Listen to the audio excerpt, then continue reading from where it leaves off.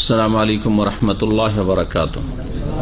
बिस्मिल्लाहिर रहमानिर रहीम। अल्हम्दुलिल्लाहि रब्बिल आलमीन वस्सलातु वस्सलामु अला सय्यिदिल मुरसलीन नबियना मुहम्मद व अला आलिहि व सहबिहि अजमाइन। अम्मा बाद फ़क़द क़ाल अल मुअल्लिफ़ हफ़िज़हुल्लाहु तआला अल फ़स्लुस सानी ज़ुहूरुल बिदअ फ़ी हयातिल मुस्लिमीन वल अस्बाब अल्लती अद्दत इलैहा। अव्वलन ज़ुहूरुल बिदअ फ़ी हयातिल मुस्लिमीन व तहतहु मसअलतान। अल मसअलतुल ऊला वक़्तु ज़ुहूरिल बिदअ। क़ाल शेखुल इस्लाम इब्न तैमिय्या रहमहुल्लाह वअलम अन्ना आम्मतल बिदअ अल मुतअल्लिक़ा बिल उलूम वल इबादात इन्नमा वक़अ फ़िल उम्मति फ़ी अवाख़िरि अहदिल खुलफ़ाइर राशिदीन कमा अख़बरा बिहि नबी सल्लल्लाहु अलैहि वसल्लम हैसु क़ाल मन यइश मिनकुम फसयरा इख्तिलाफ़न कसीरा फ़अलैकुम बिसुन्नति व सुन्नतिल खुलफ़ाइर राशिदीन अल महदीयीन मिन बादी। अल हदीस। মহান আল্লাহর সমস্ত প্রশংসা, সালাত এবং সালাম নাযিল হোক প্রিয় নবী মুহাম্মদুর রাসূলুল্লাহ সাল্লাল্লাহু আলাইহি ওয়াসাল্লামের উপর। আজকে এই শনিবারে আকীদাতুত তাওহীদের দর্সের বিষয়বস্তু হচ্ছে মুসলিম জীবনে বিদআতের সূচনা বা সূত্রপাত এবং বিদআতের কারণসমূহ। কেন মুসলিম সমাজে বিদআতের ছড়াছড়ি হয়েছে আর মুসলিম জীবনে বিদআত কোন সময় চালু হয়েছে এবং কোন জায়গায়, কোন দেশে, কোন শহর থেকে প্রথম বিদআতগুলি চালু হয়েছে, একটি গুরুত্বপূর্ণ বিষয় আজকে রয়েছে। লেখক আল্লামা শেখ সালেহুল ফৌজান হাফিজাহুল্লাহ তাআলা বলছেন, আল ফাসলুস সানি, বিদআত সম্পর্কে দ্বিতীয় অধ্যায়। যুহুরুল বিদআ ফি হায়াতিল মুসলিমিন, মুসলিম জীবনে বিদআত সমূহের সূচনা, ওয়াল আসবাব আল্লাতী আদ্দাত ইলাইহা, এবং সেসব কারণ যা বিদআত পর্যন্ত পৌঁছিয়েছে, অর্থাৎ বিদআত মুসলিম সমাজে জেগে ওঠার বা বিদআতি কর্মকাণ্ড চালু হওয়ার কারণ সমূহ। প্রথমত বলছেন যুহুরুল বিদআ ফি হায়াতিল মুসলিমিন, মুসলিম জীবনে বিদআত সমূহের সূত্রপাত। এর মধ্যে দুইটি বিষয় রয়েছে। তাহতাহু মাসআলাতান, এতে দুইটি বিষয় নিয়ে আলোচনা হবে। আল মাসআলাতুল উলা, প্রথম মাসআলা হচ্ছে বা প্রথম বিষয় হচ্ছে ওয়াক্তু যুহুরিল বিদআ। বিদআ হচ্ছে বিদআতুনের বহুবচন। বিদআত সমূহের সূত্রপাত বা শুরুর সময়কাল কখন মুসলিমদের ইতিহাসে বা ইসলামের ইতিহাসে, উম্মতে মুসলিমার ইতিহাসে বিদআত শুরু হয়েছে, এ হচ্ছে প্রথম বিষয়। কালা শেখুল ইসলাম ইবনে তাইমিয়া রাহিমাহুল্লাহ, ইমাম শেখুল ইসলাম ইবনে তাইমিয়া রাহমাতুল্লাহ আলাইহি বলছেন, মাজমুল ফতাওয়া 10ম খণ্ড 354 পৃষ্ঠা রয়েছে। তার 37 খণ্ডে যে মজমুয়ে ফতাওয়া রয়েছে, খুব বড় কিতাব, তার 10ম খণ্ডে রয়েছে। বলছেন, ওয়ালাম, হে মুসলিম জেনে রাখো, আন্না আম্মাতাল বিদআ আল মুতাআল্লিকা বিল উমুম ও বিল উলুম ওয়াল ইবাদাত, অধিকাংশ বিদআত যা আকীদা এবং ইবাদতের সাথে সম্পর্কিত। এখানে উলুম বলতে ইলমের বহুবচন, আকীদা বোঝানো হয়েছে, ইবাদতের পাশাপাশি ইলম, কারণ আকীদা হচ্ছে প্রথম জ্ঞানের বিষয়। ইলমের ক্ষেত্রে মানে আকীদার ক্ষেত্রে, ইলমের ক্ষেত্রে বিদআত আবার কি হয়? তো ইলমের ক্ষেত্রে মানে আকীদার ক্ষেত্রে, বিশ্বাসের ক্ষেত্রে, আর ইবাদত বন্দেগীর ক্ষেত্রে যেসব বিদআতগুলি চালু হয়েছে মুসলিম সমাজে, সেগুলি কখন? ইন্নামা ওয়াকা ফিল উম্মতি ফি আওয়াখির আহদিল খুলাফায়ে রাশিদিন, এই বিদআতগুলির সূত্রপাত হয়েছে, শুরু হয়েছে এই বিদআতগুলি খুলাফায়ে রাশিদিনদের আমলের শেষ দিকে, খুলাফায়ে রাশিদিনের জামানার শেষ জামানায়। খুলাফায়ে রাশিদিনের জামানা কতদিন পর্যন্ত চলেছে? কত হিজরি পর্যন্ত? নবী করিম সাল্লাল্লাহু আলাইহি ওয়াসাল্লাম বলেছেন, আল খিলাফাতু ফি উম্মতি 30 সানা, আমার উম্মতে খেলাফত চলবে, মানে খেলাফত আলা মিনহাজের নবুয়া, একেবারে 100% নবী করিম সাল্লাল্লাহু আলাইহি ওয়াসাল্লামের তরিকায় বা নবুয়াতের তরিকায় খেলাফত চালু থাকবে। কতদিন? 30 বছর।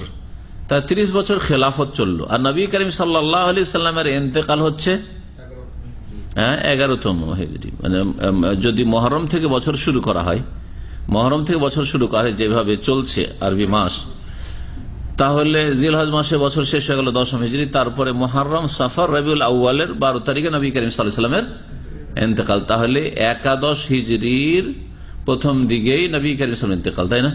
তাহলে আর 30 বছর লাগালে কত হয়? 41 হিজরি।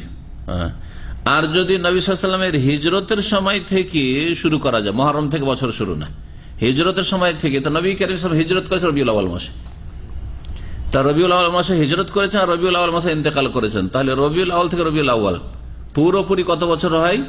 মদিনার জীবন 10 বছর হয়। আর 30 বছর হচ্ছে খেলাফতের আমল। আবু বকর সিদ্দিক রাদিয়াল্লাহু তাআলা 2 বছর, ওমর রাদিয়াল্লাহু তাআলা আনহু 10 বছরের একটু বেশি, 10 বছর কয়েক মাস, ওসমান রাদিয়াল্লাহু তাআলা 12 বছর কয়েক মাস, আর আলী রাদিয়াল্লাহু তাআলা আনহু প্রায় 5 বছর। মিলান কত বছর হয়? 2 বছর, 2 বছর ধরেন। আর তারপরে 10 বছর, তাহলে 12, আর 12 হচ্ছে ওসমান রাদিয়াল্লাহু তাআলা 12 24, আর 5 বছর। হ্যাঁ, আর ওই যে প্রত্যেকে 12 বছর একটু বেশি, 10 বছর একটু বেশি, আর আবু বকর সিদ্দিক 2 বছর একটু বেশি, সব মিলিয়ে আর 1 বছর, তাহলে কত হয়ে যায়? 30 বছর পুরা হয়ে যায়। 30 বছর পুরা হয়ে যায়, একটু কম থাকবে, ওই ঘাটতিটা পূরণ হবে, পুরোপুরি 40 পুরা হবে হাসান রাদিয়াল্লাহু তাআলা আনহু 6 মাসের খেলাফত দিয়ে। পঞ্চম খলিফা রাশেদিন, খলিফা রাশেদের পঞ্চম খলিফা রাশেদ বলা হয় হাসান বিন আলী রাদিয়াল্লাহু তাআলা আনহুকে। তিনি 6 মাস পরে খলিফা ছিলেন, তিনিও খলিফা রাশেদ।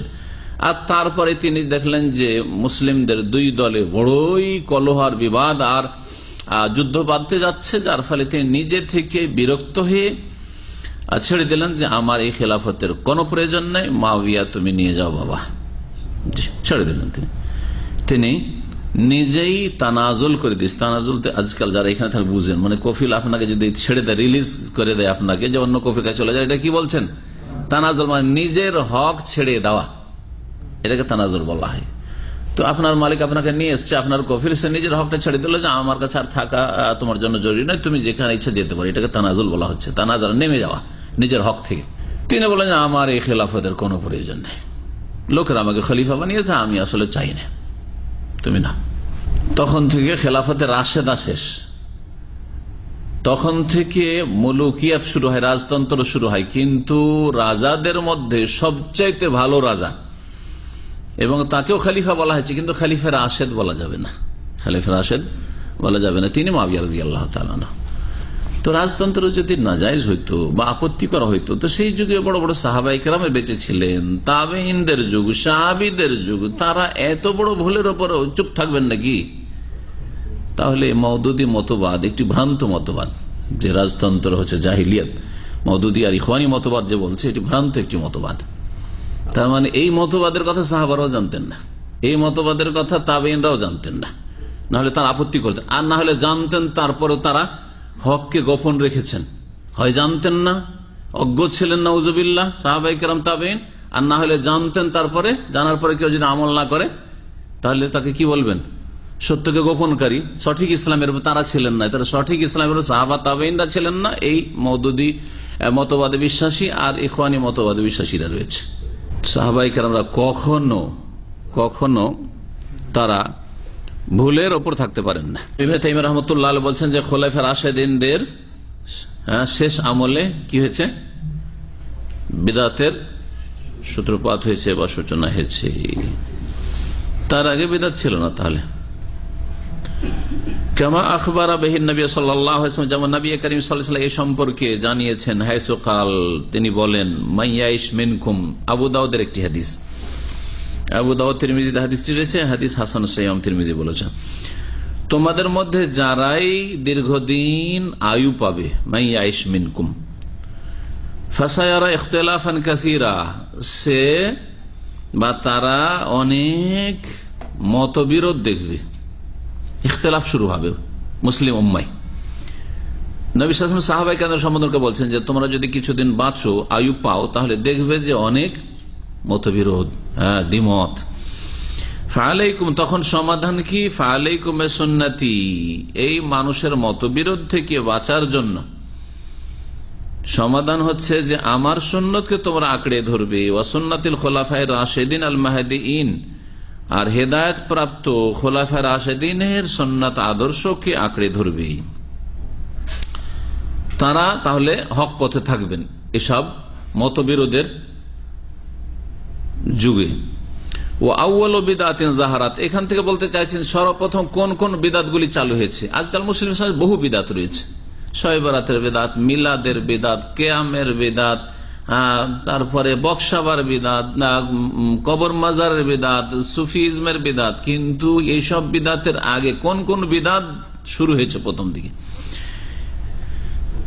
খুব গুরুত্বপূর্ণ আলোচনা এখানে। ও আউয়ালু বিদআতিন যাহারাত, সর্বপ্রথম যে বিদাতের সূত্রপাত হয়েছে বিদাতুল কদরি, তাকদীর অস্বীকার করার বিদাত, কাদরিয়াদের বিদাত। কাদরিয়া যারা তাকদীরকে অস্বীকার করে, ভাগ্য বলে কিছু নেই, মানুষ যা করে তাই হয়, তার আগে আল্লাহর পক্ষ থেকে কোনো কিছু নির্ধারণ নেই, যেটা নির্ধারণ ছিল আল্লাহ রাব্বুল আলামিন লিখে রেখেছেন, এসব তারা মানত না।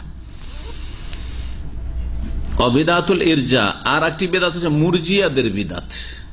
ইরজা মানে পিছিয়ে দেওয়া, আমলকে ঈমান থেকে পিছিয়ে দেওয়া, মানে আমলের গুরুত্ব না দেওয়া মুসলিম জীবনে, হচ্ছে মুরজিয়াদের বিদাত। মুরজিয়াদের আকীদা কি? সংক্ষেপে, মুরজিয়াদের আকীদা হচ্ছে যে মুমিন মুসলিম আমল করুক আর না করুক সে জান্নাতি, আমলে তাদের কাছে গুরুত্ব নেই। মুসলিম হওয়ার জন্য লা ইলাহা ইল্লাল্লাহ বিশ্বাস করাই যথেষ্ট। তাদের মধ্যে কেউ কেউ বলছে যে তার সাথে সাথে উচ্চারণ করা, স্বীকৃতি দেওয়া, এটা তার শর্ত, বহিঃপ্রকাশ। আর আমল, নামাজ, যাকাত, রোজা, হজ, এইসব অতিরিক্ত জিনিস, বড় গুমরাহি। অথচ আহলে সুন্নাত ওয়াল জামাতের নিকট ঈমান হচ্ছে তিনটি বিষয়ের সমষ্টির নাম: অন্তর থেকে বিশ্বাস করা, মুখে স্বীকৃতি দান করা, শাহাদা দান করা, ইকরার বিল লিসান ওয়াল আমালু বিল আরকান, এবং অঙ্গ প্রত্যঙ্গ দিয়ে আমল করা, তিনটির সমষ্টির নাম ঈমান। তো এই মুরজিয়া ফিরকা একটি গোমরাহরা বেরিয়েছিল, যাদের কাছে আবু বকর সিদ্দিকের ঈমান আর একটা ফাসেক চোর ডাকাতের ঈমান এই জামানার সমান, কারণ তাদের কাছে ঈমান কম বেশি হয় না আর আমলের কোনো গুরুত্ব নেই। অবিদাতুত তাশাইয়্যু, আর শিয়া রাফেজিদের বিদাত, যারা সাহাবায়ে কেরামদেরকে সকলকে গালমন্দ করে, একমাত্র কয়েকজন সাহাবী বা নবী সাল্লাল্লাহু আলাইহি ওয়াসাল্লামের আলে বাইত যাদেরকে বলে থাকে তাদের ভাষায়, তাদের ছাড়া 5 জন সাহাবী ছাড়া। ওয়াল খাওয়ারিজ, এবং খারেজিদের বিদাত। আরেকদিকে আরেক গুমরাহ ফিরকা হচ্ছে খারেজি, যারা অস্ত্র ধারণ করেছিল মুসলিম উম্মতের নেক লোকদের বিরুদ্ধে।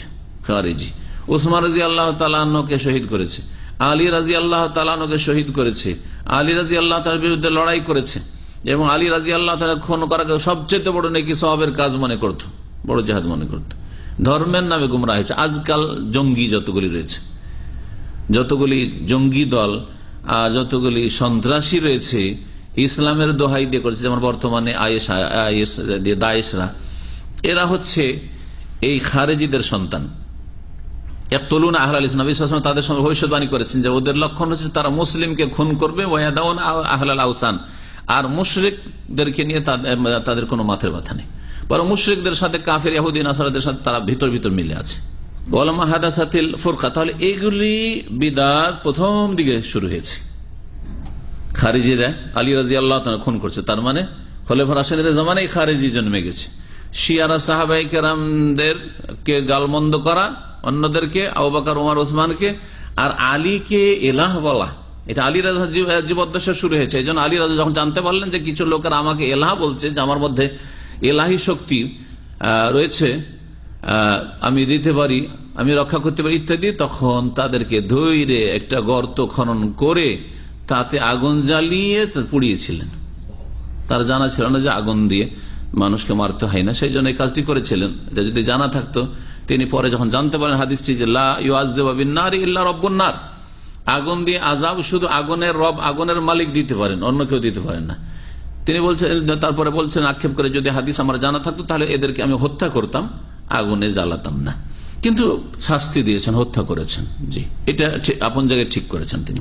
এবং তিনি যেহেতু ইজতিহাদ করেছেন, তার মাসলা জানা ছিল না, যতটুকু জানছিলেন জ্বালিয়েছেন, সেটাও তার ভুল হইলেও তিনি তার উপর এক নেকি পেয়েছেন। যেমন মুজতাহিদ যদি ইজতিহাদ করে একটি মাসলা বা একটি সিদ্ধান্ত দেয়, আর সে যদি ভুলও করে তবু এক নেকি পাবে, আর যদি ঠিক করে তাহলে দুই নেকি পাবে। সুম্মা ফি আওয়াখির আসরি সাহাবা হাদাসাতিল কাদরিয়াতু ফি আখিরি আসরে ইবনে ওমর না ওয়ালাম্মা হাদাসাতিল ফুরকাতু বাদা মাকতাল উসমান যাহারাত বিদাতুল হুরুরিয়া।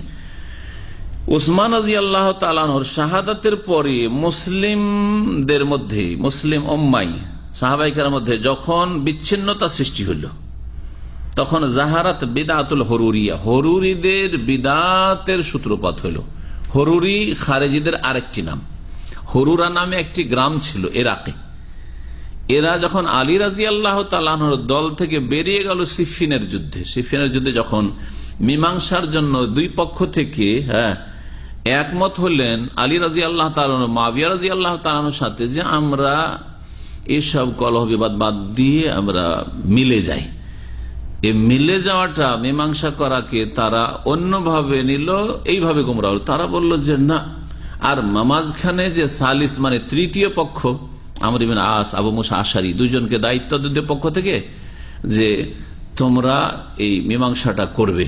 সালিস কেন নিল তৃতীয় পক্ষ? তৃতীয় পক্ষ নিয়ে নিল মানে শিরক করে ফেললো।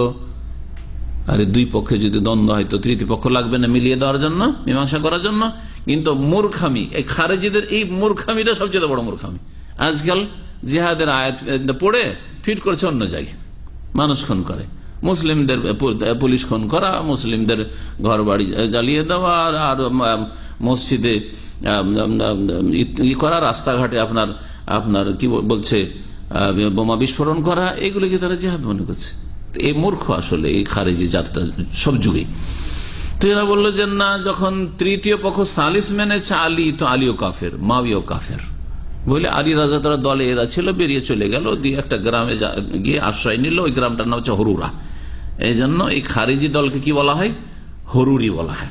মা আয়েশা রাদিয়াল্লাহু তাআলা আনহার বর্ণিত একটি হাদিসে রয়েছে, যখন একজন জিজ্ঞেস করেছিল যে মাসিক অবস্থা সম্পর্কে একটু কঠোরতা অবলম্বন করে মাসলা জিজ্ঞেস করতে হবে, হরুরিয়া তো নামতে, তুমি কি খারেজি মহিলা নাকি যে মাসলা এই ধরনের কথা বলছো?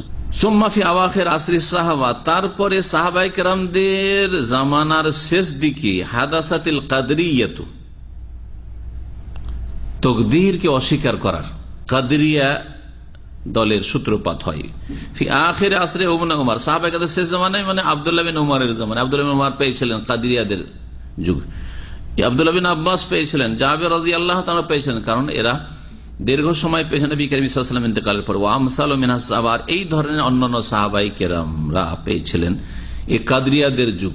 আব্দুল্লাহ বিন উমর কে এসে বলল হজের মৌসুমে যে কিছু লোকেরা বাসরায় বেরিয়েছে, সমস্ত বিদাতগুলি, বিদাতের স্থানের আলোচনা আসছে তখন জানে, সমস্ত বিদাতগুলি জন্মই নিয়েছে ইরাক। এত ফিতনার দেশ ইরাক, এত ফিতনার দেশ যুগে যুগে। বাসরাই না হয় কুফাই না হয় আর কোন শহর, এইরকম অধিকাংশ, তখন দুটো শহর যেহেতু ছিল তো অধিকাংশ বিদাতগুলি বাসরা কুফা থেকে। কি বলছিলাম যে আব্দুল্লাহ ইবনে উমরকে এসে বলা হলো যে আমাদের বাসরাতে কিছু লোকেরা এরকম আজকাল বেরিয়েছে নতুন নতুন, যারা বলছে যে তকদির বলে কিছু নেই, যা মানুষ করে তাই হয়। হ্যাঁ, মানুষ নিজের কাজ কর্মকে সৃষ্টি করে, তো মানুষ কাজকর্মকে সৃষ্টি করে, সৃষ্টিকর্তা মানুষকে বানিয়ে দিল। এই জন্য কাদিরিয়ারা মুশরিক, মানে মানুষের কাজকর্মকে সৃষ্টিকর্তা মানুষকেই বানাই তারা, আল্লাহকে নয়। ইন্নাল ইবাদা খালিকুন লিআফআলিহিম, তাদের আকীদা যে বান্দা নিজের আমলকে নিজে সৃষ্টি করে। অথচ আল্লাহ কোরআনে কেন বলছেন ওয়াল্লাহু খালাকাকুম ওয়া মা তা'মালুন, আল্লাহ তোমাদেরকেও সৃষ্টি করেছেন এবং তোমাদের আমল কাজকর্মকেও আল্লাহ সৃষ্টি করেন। জি, যে কাজগুলি আমাদের দ্বারা হচ্ছে না, সে ইবাদত বন্দেগীর কাজ হোক আর দুনিয়ার কাজ হোক, এগুলি কিন্তু আল্লাহর সৃষ্টি। এই যে হাতটা আমার নড়ছে, এটা কে সৃষ্টি করছেন? আল্লাহ। হ্যাঁ, আপনি যে খাচ্ছেন, হ্যাঁ, আপনি যে চলাফেরা করছেন, আপনি যে সালাত আদায় করছেন, আপনি যে কোনো আমল করছেন, কর্ম করছেন, এগুলি আল্লাহর সৃষ্টি। এরা বলছেন না, একটা লোক চুরি করছে, আল্লাহর সৃষ্টি। আল্লাহ ভালো সৃষ্টি করেন, মন্দ সৃষ্টি করেন। যেমন সৃষ্টির ক্ষেত্রে উপকারী জীবজন্তু আল্লাহ সৃষ্টি করেছেন আর অপকারী জীবজন্তু সৃষ্টি করেছেন, কিন্তু হিকমত রয়েছে সাপ বিচ্ছু সৃষ্টি করায়, আছে না নেই? ঠিকই তেমনি একজন লোক নামাজ পড়লো, এই নামাজটা আল্লাহ পাকের সৃষ্টি। একজন লোক চুরি করলো, ডাকাতি করলো, সৃষ্টিকর্তা আল্লাহ। ওরা বলছে না, তাহলে তো আল্লাহর উপর দোষ চাপিয়ে দেওয়া হলো। যুক্তিকে যখনই প্রাধান্য দিতে গেছে তখনই কোন জাতি গোমরা হয়েছে। এইসব সাহাবায়ে কেরামের জামানায় এই ফিরকাগুলি বেরিয়েছিল, বিদাতি ফিরকা। হাদাসাতিল মুরজিয়া তো কারিবা মিন যালিক, মুরজিয়া দলটিও, এই বিদাতি দলটিও বেরিয়েছিল কাছাকাছি এই সময়গুলিতে। ও আম্মাল জাহমিয়াতু, আর একটি গোমরা দল হচ্ছে, বিদাতি দল হচ্ছে জাহমিয়া। ফাইন্নামা হাদাসু ফি আওয়াখির আসরি তাবেইন, এই জাহমিয়া ফিরকা সাহাবায়ে কেরামদের আমলে জন্মায়নি, বরং তাবেইনদের শেষ যুগে এরা জন্ম নিয়েছে। বাদা মতে উমর ইবনে আব্দুল আজিজ রাহিমাহুল্লাহ, উমর ইবনে আব্দুল আজিজ রাহমাতুল্লাহ আলাইহির ইন্তেকালের পরে। উমর আব্দুল আজিজ রহমতুল্লাহ ইন্তেকাল প্রায় 100 হিজরির কাছাকাছি। তো ওই সময়গুলিতে 110 হিজরি পর্যন্ত যদিও সাহাবায়ে কেরামদের শেষ জামানা, কিন্তু 1-2 সাহাবায়ে কেরাম সেই জামানায় বেঁচে ছিলেন। সর্বশেষ সাহাবীর ইন্তেকাল হয় 110 হিজরিতে মক্কাতুল মুকাররমায়। তার নাম আবু তুফাইল দৌসি রাদিয়াল্লাহু তাআলা। ওয়াকাদ রুইয়া আন্নাহু আনজারা বিহিম, এবং বর্ণনা করা হয়েছে যে উমর ইবনে আব্দুল আজিজ রাহমাতুল্লাহ আলাইহি তাদের সম্পর্কে সতর্ক করেছিলেন, এই জাহমিয়াদের সম্পর্কে। ওয়াকানা জহুর ও জাহাম বিন সাফওয়ান এদের ইমাম, এদের নেতা। যেমন সহিহ আকীদার উলামা এবং আইম্মা রয়েছে, তেমনি শিরক কুফরি আর বিদআতের ইমাম রয়েছে। এগুলি হচ্ছে শিরক কুফরি আর বিদআতের ইমাম জাহাম বিন সাফওয়ান। ওয়াকানা জহুর জাহাম বেখুরাসান ফি খিলাফাতে হিশাম বিন আব্দুল মালিক, বানু উমাইয়া বংশের একজন রাজা ছিলেন খলিফা হিশাম বিন আব্দুল মালিক বিন মারওয়ান।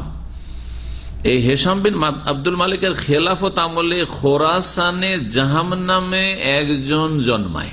এই জাহাম বিন সাফওয়ানের নামেই এই ফিরকার নাম হয় জাহমিয়া। যতগুলি কোরআন সুন্নাহ থেকে দূরের বাতিলপন্থী বিদাতি দল উপদল জন্মেছে, সবগুলি সম্পর্কে একটি লক্ষণ মনে রাখবেন, যে তারা কোন ব্যক্তির সাথে অথবা স্থানের সাথে সম্পৃক্ত, কোন ব্যক্তির সাথে অথবা কোন স্থানের সাথে সম্পৃক্ত। রাসূলুল্লাহ সাল্লাল্লাহু আলাইহি ওয়াসাল্লামের সাথে, সাহাবায়ে কেরামদের সাথে না, কোরআন সুন্নাহর সাথে না। এটা হচ্ছে লক্ষণ। যখন এই কথাটি মনে রাখবেন, তাহলে যদি দেখা যায় যে আপনাকে কেউ দাওয়াত দিচ্ছে কিন্তু তাদের সম্পর্ক হচ্ছে বিশেষ এক ব্যক্তিত্বের সাথে, ওই ব্যক্তির আইডিওলজি, ওই ব্যক্তির ধ্যান ধারণা, ওই ব্যক্তির যে থিওরি মতবাদ পেশ করছে, তাহলে জানবেন যে এখানে গুমরাহি রয়েছে। কেন? রাসূলুল্লাহ সাল্লাল্লাহু আলাইহি ওয়াসাল্লাম, খোলাফায়ে রাশিদিন, সাহাবায়ে কেরাম ছাড়া অন্য কোন ব্যক্তিত্বকে এত বড় করে কেন দেখানো হচ্ছে? এই কথাটি যদি মনে রাখেন তাহলে কেউ ধোঁকা দিতে পারবে না।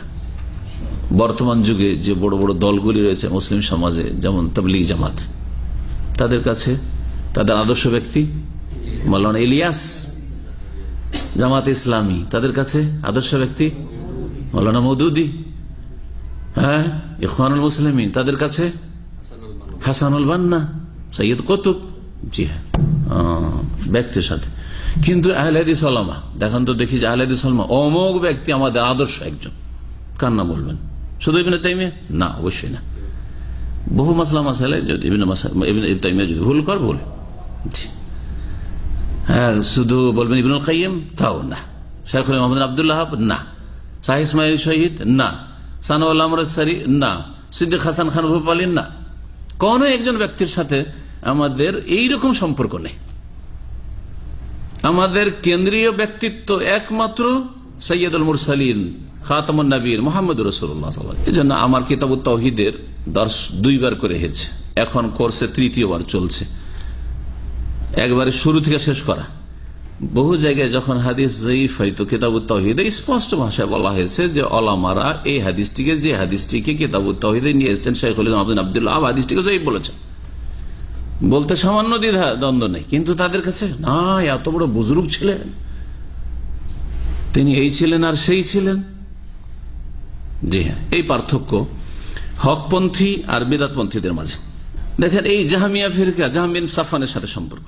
ওয়াহাজিল বিদআত যাহারাত ফিল কারনিস সানি, এই বিদআতগুলি জাহামিয়াদের বিদআত, এই বিদআতগুলি কখন শুরু হয়েছে? বলছে যে দ্বিতীয় শতাব্দীতে। আল কারণ, কারণ শতাব্দীতে বলা হয়। 100 বছর হচ্ছে একটি কারণ। এটা কারণের শাব্দিক অর্থ হচ্ছে যুগ, কিন্তু পরবর্তীতে আজকাল নতুন আরবিতে কারণ ব্যবহার করা হচ্ছে, যেটাকে বাংলাতে কি বলা হচ্ছে? শতাব্দী, সেঞ্চুরি। জি, শতাব্দী। তো দ্বিতীয় শতাব্দী তার মানে 100 হিজরি পার হওয়ার পরে দ্বিতীয় শতাব্দী, মানে 101 থেকে শুরু করে 200 পর্যন্ত, এটা হচ্ছে দ্বিতীয় শতাব্দী। দ্বিতীয় শতাব্দী 200-র পর থেকে 201 থেকে শুরু করে 300 পর্যন্ত, এটা তৃতীয় শতাব্দী। অধিকাংশ আইম্মা হাদিস, মুহাদ্দিস ইমাম বুখারী, মুসলিম, আবু দাউদ, নাসাই, তিরমিজি, ইবনে মাজাহ হচ্ছে তৃতীয় শতাব্দীর লোক। ইমাম বুখারী রাহমাতুল্লাহ আলাইহি ইন্তেকাল 256, তাই না? তৃতীয় শতাব্দীর। তাহলে এবার দেখবেন ওয়াসসাহাবাতু মওজুদুন ওয়াকাদ আনকারু আলা আহলিহা, যখন বিদআতগুলি চালু হয়, প্রথম দিকে যে বিদআতগুলি বলা হইল, সাহাবায়ে কেরাম তখন জীবদ্দশায় ছিলেন এবং তারা এই বিদআতীদের উপর আপত্তি করেছেন, বিদআতীদের প্রতিবাদ করেছেন। সুম্মা যাহারাত বিদআতুল ইতিজাল, তারপরে মুতাজিলাদের বিদআতের সূত্রপাত হয়। আরেকটি বিদআত হচ্ছে মুতাজিলাদের বিদআত। ওদের বেশ কিছু আহলে সুন্নাত ওয়াল জামাতের বিরোধী আকীদা রয়েছে। তার মধ্যে বড় ধরনের একটি আকীদা হচ্ছে যে কোরআন হচ্ছে আল্লাহর মাখলুক, সৃষ্টি। কোরআন আল্লাহর সিফাত, কালামুল্লাহ, কোরআন কালামুল্লাহ, আল্লাহর গুণ, এটা মানত না আহলে সুন্নাত ওয়াল জামাত। ইমাম আবু হানিফা, শাফি, মালিক, আহমদ, সমস্ত আইম্মা আহলে সুন্নাহ তারা একমত যে কোরআন হচ্ছে আল্লাহর কালাম, আল্লাহর বাণী, আর আল্লাহর বাণী আল্লাহর গুণ, আল্লাহর বাণী আল্লাহর গুণ। কিন্তু মুতাজিলা বলছে আল্লাহর বাণী এটা হচ্ছে আল্লাহর সৃষ্টি। এজন্য তারা এই কথা বলে না যে কোরআন আল্লাহ পাকের বাণী, আল্লাহ বলেছেন না, আল্লাহ সৃষ্টি করেছেন। কিভাবে গোমরাহ। ওয়াহাদাসাতুল ফিতনাতু বাইনাল মুসলিমিন, এবং মুসলিমদের মাঝে বহু ফিতনার সূত্রপাত হয়। ওয়া যাহারা ইখতিলাফুল আরাই ওয়াল মাইলু ইলাল বিদআ ওয়াল আহওয়া, আর মুসলিম সমাজে বিভিন্ন মত, পথ, আর বিদআতের দিকে আর কুপ্রবৃত্তির অনুসরণের দিকে ঝুঁকে যাওয়া, এসব শুরু হয়। যেই পথ মত বিশ্বাসী সেদিকে ঝুঁকে যায় এবং কুপ্রবৃত্তির অনুসরণ করে, নিজেরটাকে শক্তিশালী করার জন্য আপ্রাণ চেষ্টা চালায়, হক সত্যকে যাচাই করার চেষ্টা করেন না। আরেকটি বিদআত তারপরে শুরু হয়, সেটা হচ্ছে তাসাউফের বিদআত, মানে সুফিবাদের বিদআত। এই সুফিবাদ হচ্ছে পীরতন্ত্র, পীরতন্ত্র, সুফিবাদ মানে পীরতন্ত্র। এই সুফিবাদ থেকে সমস্ত পীর মুরিদের ব্যবসা শুরু হয়েছে।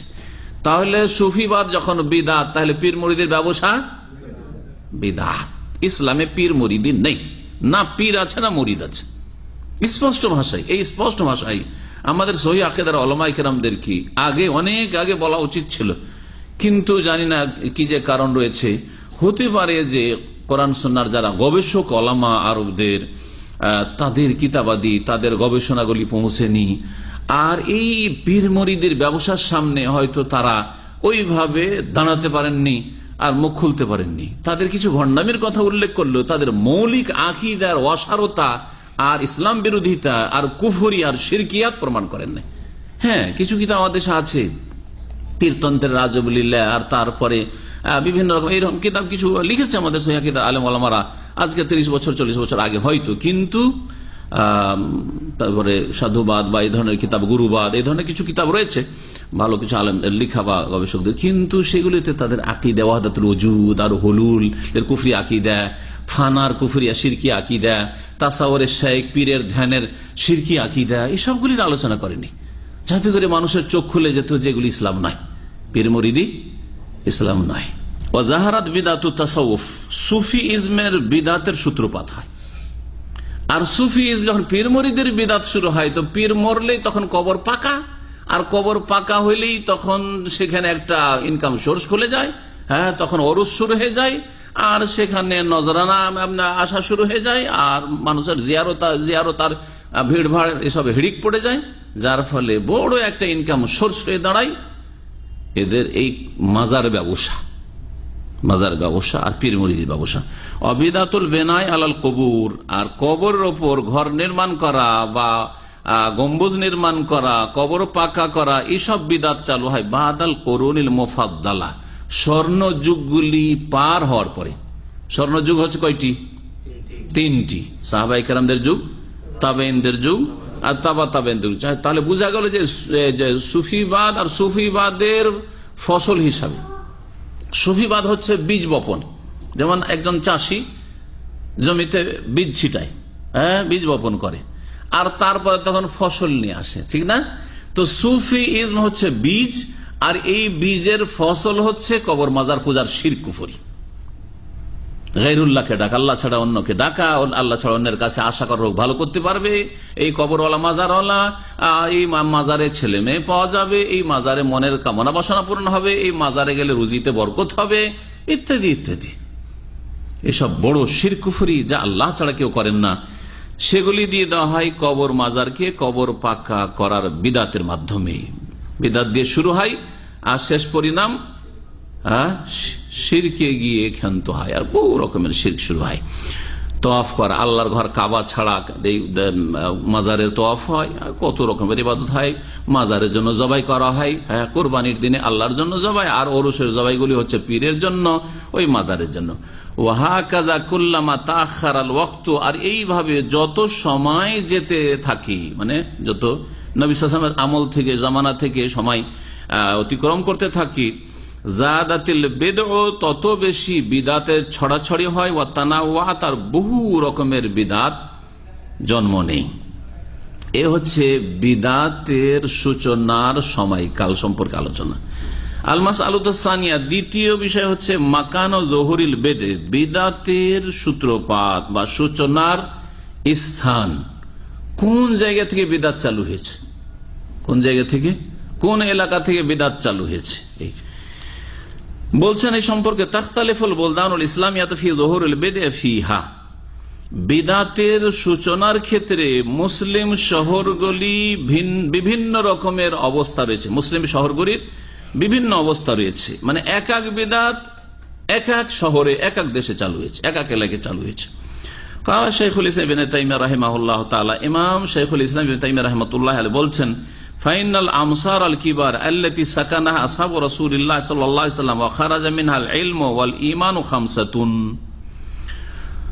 বলছেন যে বড় বড় শহরগুলি, আমসার মিসরের জামা, আর মিসর মানে শহর। আজকাল তো মেসর একটা দেশের নাম, তাই না? কিন্তু এমনি মিসর মানে হচ্ছে শহর। যেমন মদিনা একটি শহরের নাম হয়ে গেছে, মদিনাতুর রাসূল, কিন্তু আসলে মদিনা মানে হচ্ছে সিটি, মদিনা মানে শহর। জি, তো নবী সাল্লাল্লাহু আলাইহি ওয়াসাল্লামের শহর মদিনাতু রাসূলিল্লাহ ছিল, মদিনাতু রাসূলিল্লাহ সাল্লাল্লাহু আলাইহি ওয়াসাল্লাম, আল্লাহ রাসূলের শহর। তারপরে রাসূলুল্লাহকে সংক্ষেপ করে দিয়ে নাম হয়ে গেছে ওর কি আল মদিনা, আল মদিনা। আর নাম ওরা লাগিয়ে দেওয়া হয়েছে, মানে উজ্জ্বল বা আলোকিত।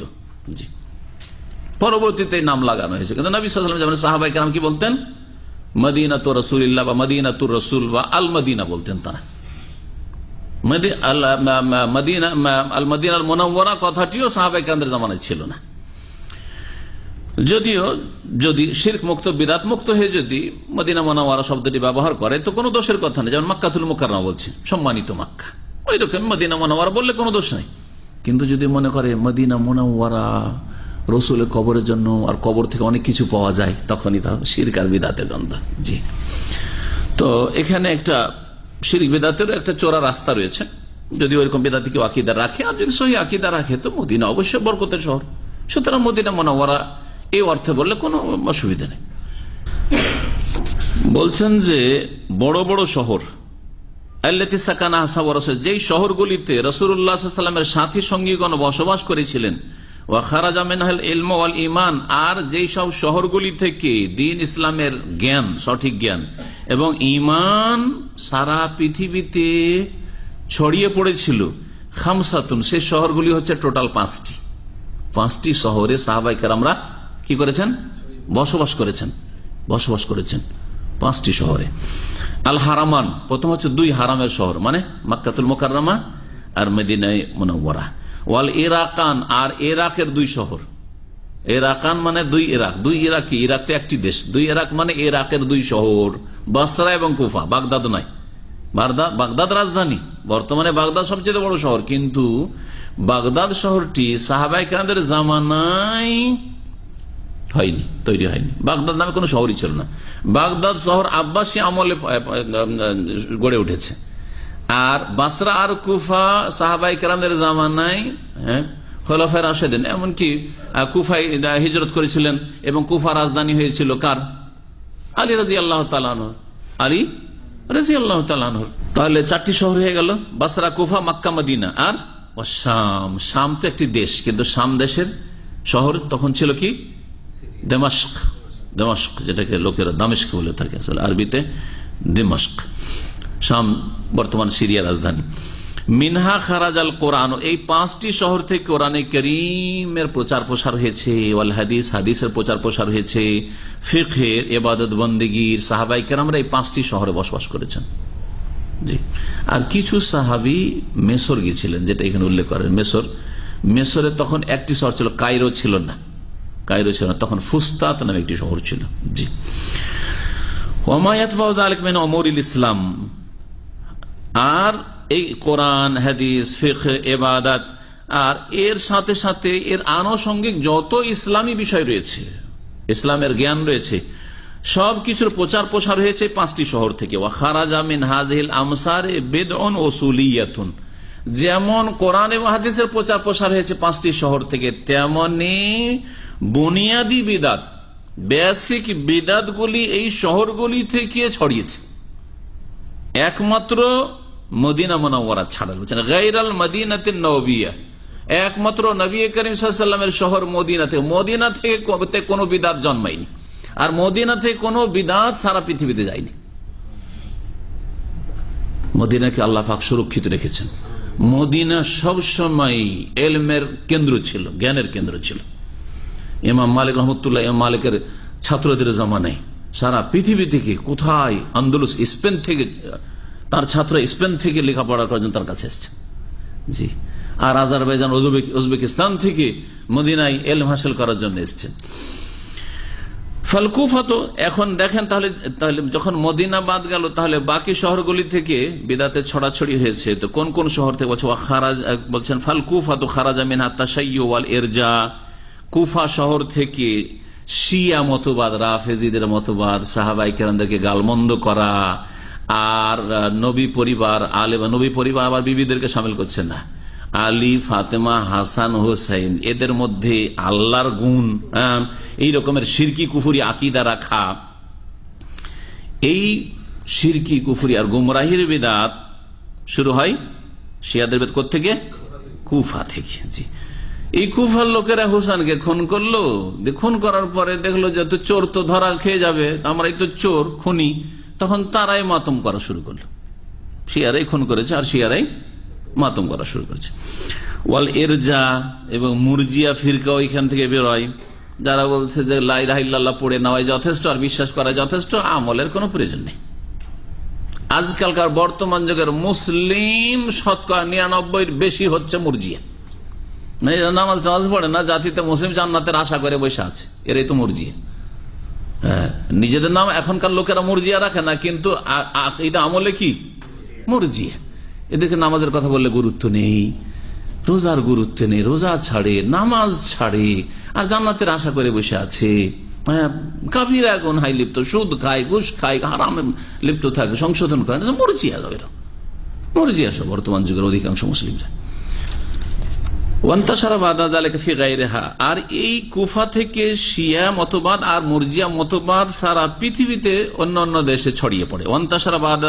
এর পরে অন্যান্য শহরেও ছড়িয়ে পড়ে শিয়াদের ভ্রান্ত মতবাদ, তারপরে ইরানে যায়, আর ইরান গিয়ে শিয়াদের কেন্দ্রে পরিণত হয়। কিন্তু প্রথম ইরাক থেকে শিয়াদের ভ্রান্ত মতবাদ জন্ম হয়। ওয়াল বাসরা খারাজা মিনহাল কাদরু, ইরাকের আরেকটি শহর হচ্ছে বাসরা। বাসরা থেকে কাদরিয়াদের বিদআতের প্রচার প্রসার ঘটে। ওয়াল ইতিজাল, আর মুতাজিলাদের, ওয়ান নুসুকিল ফাসিদ, এবং ভ্রান্ত ইবাদত বন্দেগীর জন্ম হয়।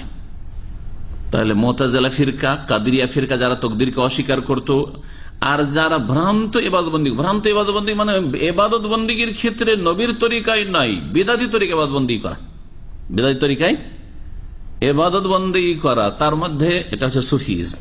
সুফিবাদের মাধ্যমে আল্লাহকে পাওয়া, এর মাধ্যমে আল্লাহকে পাওয়া, এই বাসরা থেকে শুরু হয়। তো সুফি ইজমের জন্ম হয় বাসরায়। আর তারপরে অন্য অন্য শহরে ছড়িয়ে পড়ে কাদিরিয়াদের বিদাত, মুতাজিলাদের বিদাত। তারপরে যখন বাগদাদ গড়ে উঠলো, বাগদাদে সবচেয়ে বেশি শক্তিশালী হয়ে ওঠে এই মুতাজিলাদের গুমরাহি বিদাত, এমনকি শাসককেও তারা গ্রাস করে ফেলে। আর শাসক তখন জুলম অত্যাচার চালাতে থাকে আলেম ওলামা ইম্মা কিরামদের উপর। ইমাম আহমদ রহমতুল্লাহ আলাইহির উপর যে কত আযাব আর শাস্তি দিয়েছে এই জালেম শাসকরা আব্বাসীদের। ওয়াশাম কানা বিহা নাসব ওয়াল কদরু, আর শাম দেশে দামেস্কে নাসেবি জন্ম নেয়। নাসেবি বিদাত, নাসেবি বিদাত হচ্ছে পুরো অপোজিট শিয়াদের। শিয়ারা রসুলের পরিবার অর্থাৎ রসুল্লাহ সাল্লামের বংশ যাদেরকে, তাদের ভাষায় বলে কারা? আলী, ফাতেমা আর হাসান হোসেন, আর এদের বংশধর। এরাকে একবারে আল্লাহর শক্তি দিয়ে শিরক কুফরিতে লিপ্ত হয়েছে, গুমরাহ হয়েছে। আর নাসেবিরা এর একেবারে বিপরীত দিকে। নাসেবিকে নাসেব এই জন্য বলা হয় যে আল্লাযীনা নাসাবুল আদাওয়াতা, যারা শত্রুতা দাঁড় করেছিল ফি আলিল বাইত, নবী সাল্লাল্লাহু আলাইহি সাল্লামের পরিবার সম্পর্কে। তারা আলী রাদিয়াল্লাহু তাআলার বিরুদ্ধে বিদ্বেষ রাখতো, হাসান হোসেনের বিরুদ্ধে বিদ্বেষ রাখতো, শত্রুতা রাখতো। জি, এরকম একটা পরিবেশ তৈরি হয়ে গেছিল যে ওখানে যেহেতু দামেস্কে মুআবিয়া রাদিয়াল্লাহু তাআলা দীর্ঘদিন সেখানে গভর্নর ছিলেন, আর তারপরে যখন মুআবিয়া রাদিয়াল্লাহু তাআলা খলিফা হইলেন তখন সেখানে তার রাজধানী হয়ে গেল। তো ওখানকার লোকদের মধ্যে হিংসা, বিদ্বেষ আর শত্রুতা আলী রাদিয়াল্লাহু তাআলা এবং তার বংশধর সম্পর্কে পয়দা হয়। এইভাবে তারা আরাক গর্তে গিয়ে পড়ে গুমরাহির। এদেরকে বলা হয় কি? নাসেবি। তাহলে রাফেজি যারা শিয়া, তারা সাহাবায়ে কেরামদেরকে গালমন্দ করেছে, আর আলী, হাসান হোসেন, ফাতেমা আর নবীর এই বংশধর, এদের সম্পর্কে তারা কি করেছে? অতিরঞ্জন, বাড়াবাড়ি করে শিরকে লিপ্ত হয়েছে। নাসেবিরা এর বিপরীত নবী সাল্লাল্লাহু আলাইহি ওয়াসাল্লামের পরিবারের বিরুদ্ধে বিদ্বেষ, শত্রুতা পোষণ করেছে। এই দুইয়ের মাঝখানে হচ্ছে আহলে সুন্নাত ওয়াল জামাতের পন্থা, সিরাতে মুস্তাকিম, সরল পথ, জান্নাতের পথ। যে আহলে সুন্নাত ওয়াল জামাত আমরা সাহাবায়ে কেরামদের সকলকে ভালোবাসি, শিয়া রাফিজদের মতো আবু বকর, ওমর, উসমানকে গাল দিনা তাদেরকেও ভালোবাসি। আর নাসেবিদের মতো আলী, ফাতেমা, হাসান হোসেন তাদেরকে গালমন্দ করে তাদের বিরুদ্ধে আমরা হিংসা বিদ্বেষ রাখি না, তাদেরকেও সমানভাবে ভালোবাসি। যেমন আবু বকর, ওমর, উসমানকে ভালোবাসি, তেমনি আলী, হাসান হোসেন আর আলী বাইত, নবীর পরিবার বর্গ, তাদেরকে সমানভাবে ভালোবাসি। ওয়াম্মাত তাজাহুম, আর জাহমিয়া মতবাদ, ফাইন্নামা যাহারা ফি নাহিয়াত খোরাসান, এই জাহমিয়াদের জন্ম হয়েছে খোরাসানের দিকে।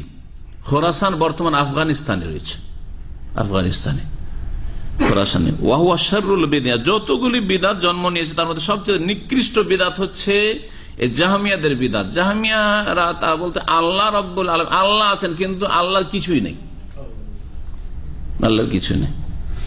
আল্লাহর সব গুণকে অস্বীকার করত, আল্লাহর নাম গুণাবলীকে অস্বীকার করত, গুণাবলীকে অস্বীকার করত।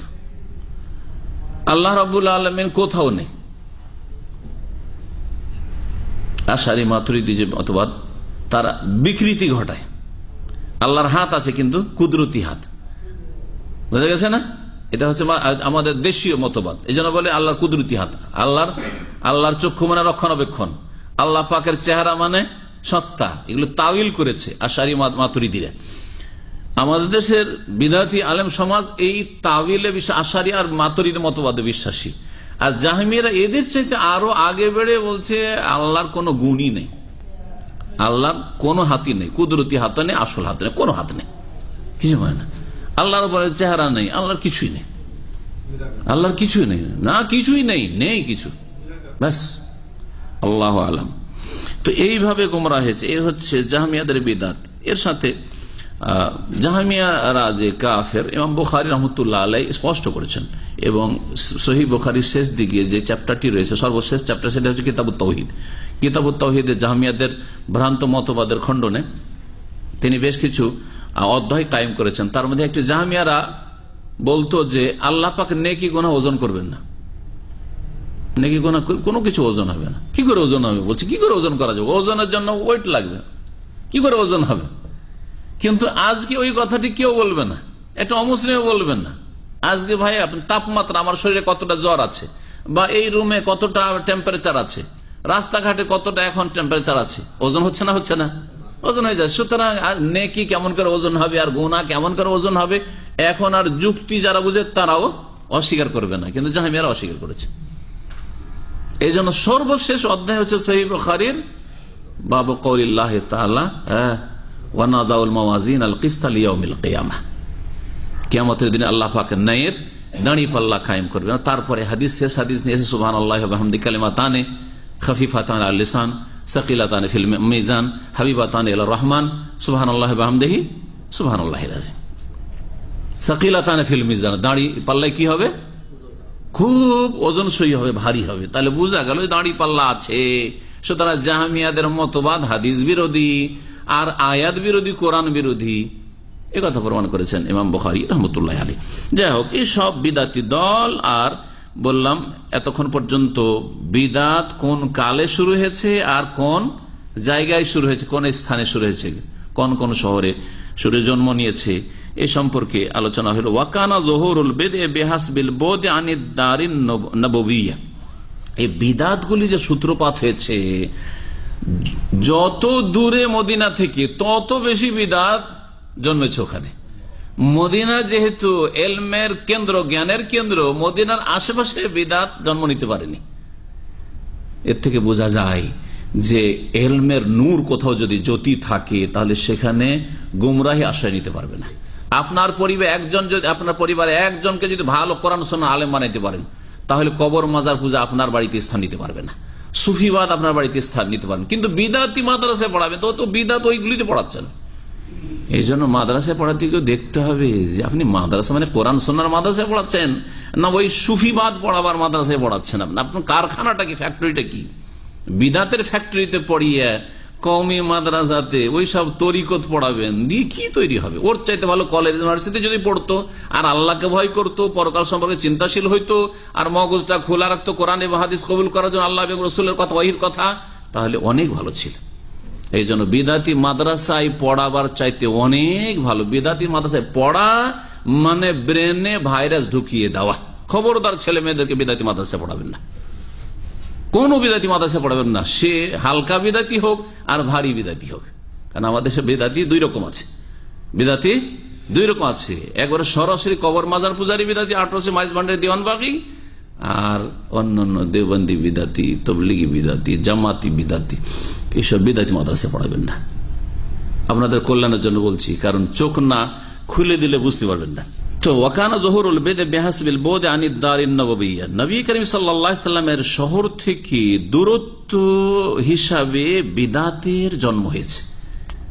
যে শহরগুলি যত দূরে তত বেশি বিদাত জন্ম নিয়েছে। ফালাম্মা হাদাসাতিল ফুরকাতু বাদা মাকতাল উসমান জাহারাত বিদাতুল হুরুরিয়া, যখন উসমান রাদিয়াল্লাহু তাআলা আনহুর শাহাদাতের পরে মুসলিম জাতিতে বিচ্ছিন্নতা দেখা দিল, ফাটল দেখা দিল, তখন খারিজিদের বিদাতের সূত্রপাত হইল, খারিজিদের বিদাত বেরোল।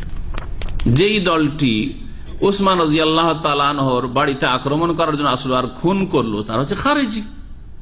খলিফায়ে রাশেদের বিরুদ্ধে বেরিয়ে আসা, মসজিদকে ঘেরাও করা, বাড়িকে ঘেরাও করা, মসজিদে নামাজ পড়তে আসতে দেয় না, পানি পান করতে দেয় না, তিনি সেই কূপ খনন করে ক্রয় করে দিয়েছেন।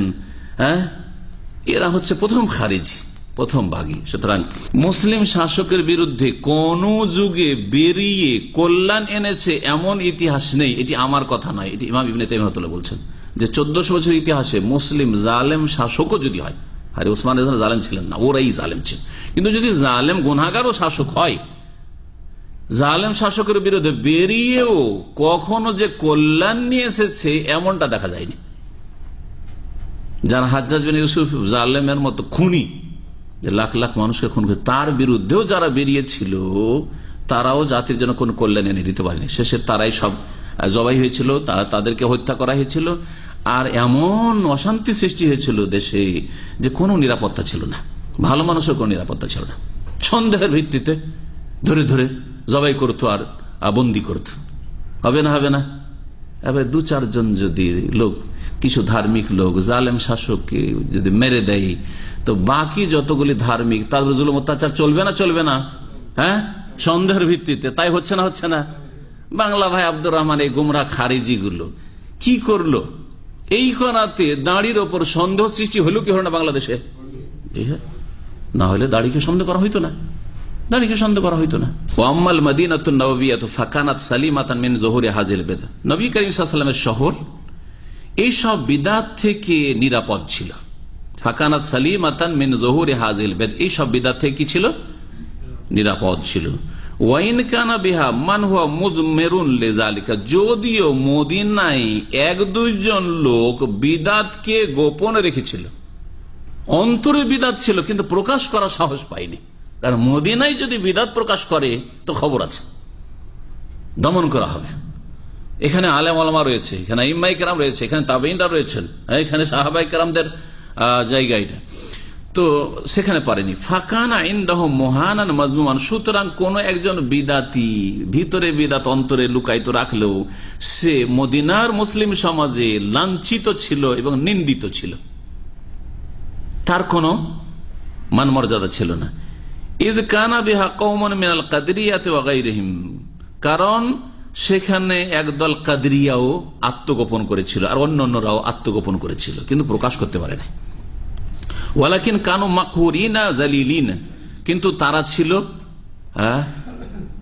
তারা মাকহুরিনা যালিলিন, তারা লাঞ্ছিত ছিল, তারা অপদস্থ হয়েছিল, তাদের কোনো মান মর্যাদা ছিল না। দেখেন একটা বিদাতি বক্তা বাংলাদেশে ভারতে বুক ফুলিয়ে বক্তব্য করছে, আর হাজার হাজার লাখ লোক শ্রোতা হিসাবে তার মাহফিলে হাজির হচ্ছে না হচ্ছে না? সেখানে বুক ফুলিয়ে, কিন্তু সৌদি আর বুক ফুলিয়ে বিদাতি বক্তব্য করতে পারবে?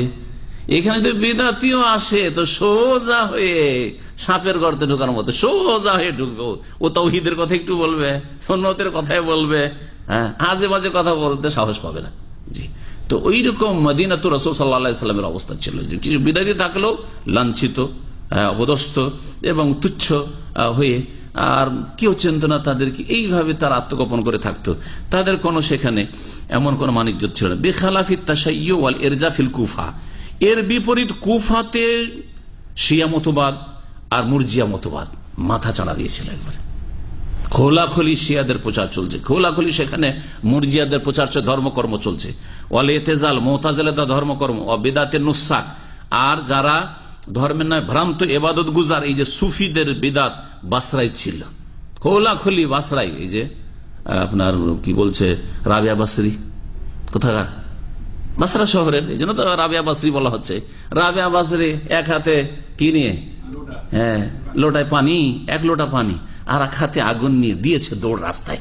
এটা বাসরাতে সম্ভব হয়েছে, মদিনায় সম্ভব হইতো না। কোথায় যাচ্ছেন, কোথায় যাচ্ছেন? বলছে আজকে যাচ্ছি জান্নাত আর জাহান্নামের জন্য। কি জন্য? বলছে যে যারা জান্নাতের আশায় ইবাদতবন্দি করে তাদের আশাকে একবার গুড়িয়ে দেব, আশাকে নিরাশায় পরিণত করবো। এই একটু আগুন দিয়ে কি করব? জান্নাতকে জ্বালিয়ে ছারখার করে দেব, আর এই এক লোটা পানি দিয়ে জাহান্নামকে নিমিয়ে দিয়ে একবার নিশ্চিহ্ন করে দেব, যাতে করে জাহান্নামের ভয়ে কেউ ইবাদত না করে আর জান্নাতের আশায় কেউ ইবাদত না করে। তাহলে কি করতে হবে? সুফিদের ভ্রান্ত মতবাদ যে আল্লাহর প্রেমে, আল্লাহর ইশকে ইবাদতবন্দি করতে হবে, জান্নাতের ভয়ও না, আশাও না, আর জাহান্নামের ভয়ও না। অথচ কোরআনে কারিমে একাধিক আয়াতে বলেছেন খাউফাম ওয়া তামা, ভয়, আল্লাহর আযাবের ভয়ে এবং আল্লাহর নিয়ামতের আশায় ইবাদতবন্দি করবে, দোয়া করবে, এসব কথা কোরআনে কারিমে রয়েছে। ইন্নাহুম কানু ইউসারিউনা ফিল খায়রাত ওয়া ইয়াদউনানা রাগাবান ওয়া রাহাবান, সূরা আম্বিয়াতে রয়েছে, সূরা সাজদাতে রয়েছে। তো আল্লাহ পাক রব্বুল আলামিন আমাদের হেফাজত করেন। তারপরে বলছেন যে ওয়ান নাসব বিশাম, এইরকমই নাসিবীদের বিদআত খুব মাথা উঠায় শাম দেশে। ফাইন্নাহু কানা জাহিরান, সেখানে এগুলি মাথা চাড়া দিয়েছিল। ওয়াকাল সাবাতা ফিস সহিহ, আর সহিহ হাদিসে রয়েছে নবী করিম সাল্লাল্লাহু আলাইহি ওয়াসাল্লাম থেকে বর্ণিত আন্না দাজ্জাল লা ইয়াদখুলুহা, দাজ্জাল মদিনায় ঢুকতে পারবে না, বাসরায় ঢুকবে, কোফায় ঢুকবে, দাম্মামে ঢুকবে, কিন্তু মদিনায় আর মক্কায় দাজ্জাল প্রবেশ করতে পারবে। ওয়ালাম ইয়াজালিল ইলমু ওয়াল ঈমান যাহিরান ইলা জামানে আসহাবে মালিক, আর সর্বদা ইলম ইসলামিক জ্ঞান এবং ঈমান ইমাম মালিক রহমতুল্লাহ আলাইহির ছাত্রদের যুগ পর্যন্ত মদিনায় বড়ই শক্তিশালী হয়েছিল, ইলমের প্রচার প্রসার হইত। আর এটা ছিল কোন শতাব্দী? বলছেন ওয়াহুম মিন আহলিল কারনির রাবি, আর এরা ছিলেন চতুর্থ শতাব্দীর লোক। তার মানে চতুর্থ শতাব্দী পর্যন্ত মদিনায় সারা পৃথিবী থেকে মানুষ ইলম হাসিল করার জন্য আসত। আর ওই যুগটা আলহামদুলিল্লাহ এখন আবার ফিরে এসছে। আজকে 50 বছর থেকে, খুব বেশি না হইল 50 বছর ফিরে এসছে আবার, যে মদিনার চাইতে বেশি কোথাও ইসলাম সম্পর্কে শিখতে পারবেন এরকম কোন জায়গা আমার জানা নেই। সে কেউ শিখুক আর না হয় কেউ পেট ব্যবসা করুক শিখার নামে এসে, সেটা আলাদা কথা। সবাই যে শিখে যাবার, সবাই বড় বড় আলেম হবে সেটা জরুরি নয়। মদিনায় পড়ে গিয়ে অনেকে ঘাস ছিলছে, অনেকে গিয়ে ট্রাভেল এজেন্সি খুলে পেটের ব্যবসা করছে, অনেকে গিয়ে আর কিছু করছে, কিন্তু কথা হচ্ছে সেটা তো আর দলিল নাই। যদি কেউ এলম শিখতে চায় তো এলম শেখার সুযোগ রয়েছে মদিনা ইউনিভার্সিটির জামে ইসলামিয়াতে এবং মসজিদে নববীতে।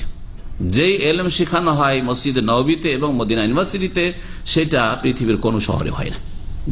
ফাম্মাল উসুল সালাসাল মুফাদ্দালা ফালাম ইয়াকুন ফিহা বিল মদিনাতি নববিয়াতি বিদআতুন যাহিরা আলবাত্তা। স্বর্ণ যুগ যে তিনটি যুগ রয়েছে, আল উসুল সালাসাল মুফাদ্দালা শ্রেষ্ঠ যুগ বা স্বর্ণ যুগ যে রয়েছে তিনটি, সাহাবায়ে কেরাম, তাবিন, তাবা তাবিন, এই তিনটি যুগে মদিনায় কোন রকমের বিদআত প্রকাশ্যে হইত না, প্রকাশ্যে কোনো বিদআত ছিল না। ওয়ালা খারাজা মিনহা বিদআতুন ফি উসুলুদ্দিন আলবাত্তা, আর দ্বীনের মৌলিক বিষয়ে মদিনায় কোন রকমের বিদআত জন্ম নেয়নি। মদিনায় কোন বিদআত জন্ম নেয়নি বুনিয়াদি ক্ষেত্রে। এক একজন কেউ এসছে বাসরা থেকে এসছে, কুফা থেকে এসছে, আর একটা বিদআত করে দিল, সেটা আলাদা কথা। এখনো আমরা মদিনায় দেখেছি মসজিদে নববীতে ঢুকতে যাচ্ছে আর বাবু সালাম দিয়ে বেরোচ্ছে একজন মিশরি, আর সালাম পড়ে বেরিয়ে বলছে মদদ ইয়া রাসূলুল্লাহ। বড় শিরক, রাসূলুল্লাহর কাছে মদদ চাইছে। সেটা একজন দুইজন কেউ এসে এইসব কাজ করছে, সেটা আলাদা কথা, কিন্তু সেই বিদাতি দল শক্তিশালী হয়ে আছে আর তাদের প্রচার এইরকমটা আলহামদুলিল্লাহ এখনো হয় নাই তৌহিদের দেশে। আলহামদুলিল্লাহ, যেহেতু আলহামদুলিল্লাহ আলে সৌদ আলহামদুলিল্লাহ তৌহিদের হাকিম এবং এই দেশে তৌহিদের দাওয়াত এবং তৌহিদের শাসন চলছে, যার ফলে এখনো আলহামদুলিল্লাহ শিরক বিদাত যদি কেউ করে তো গোপনে গোপনে সাহস হয় না, আর বিশেষ করে মক্কাতুল মুকাররমা এবং মদিনা মুনাওয়ারায়। ওয়ালা খারাজ মিনহা বিদআতুন ফি উসুলিদ্দিন আলবাত্তা, কখনো দিনের বুনিয়াদি বিষয়গুলিতে কোন বিদআত মদিনা থেকে জন্ম নেয়নি। কামা খারাজা মিন সাইরিল আমসার, যেমন অন্যান্য শহর থেকে বিদআত জন্ম নিয়েছে। এরপরে আলোচনা শুরু হবে বিদআত মুসলিম সমাজে কেন জন্ম নিল, এর 4টি কারণ উল্লেখ করেছেন লেখক। আজকে সময় অনেক হয়ে গেছে, সেজন্য আর আপনাদেরকে বিরক্ত করব না। ইনশাআল্লাহ তাআলা আগামী শনিবারের পরের শনিবারে এই গুরুত্বপূর্ণ দার্সটি পুরা করা হবে। আশা করি আপনারা অংশ নেবেন। আল্লাহ পাক রব্বুল আলামিন যেন দিন শেখার তৌফিক দান করেন এবং সত্য দিন মোতাবেক জীবন যাপনের তৌফিক দান করেন। দিনের ক্ষেত্রে সমস্ত রকমের গুমরাহি থেকে, বিভ্রান্তি থেকে, আর সমস্ত রকমের বাতিল ফিরকা থেকে, তাদের অনিষ্ট থেকে আল্লাহ পাক আমাদেরকে, আমাদের প্রজন্মদেরকে, মুমিন মুমিনাতকে বেঁচে থাকার তৌফিক দান করেন। ওয়া সাল্লাল্লাহু আলা নবিয়িনা মুহাম্মদ ওয়া আলা আলিহি ওয়া সাহবিহি।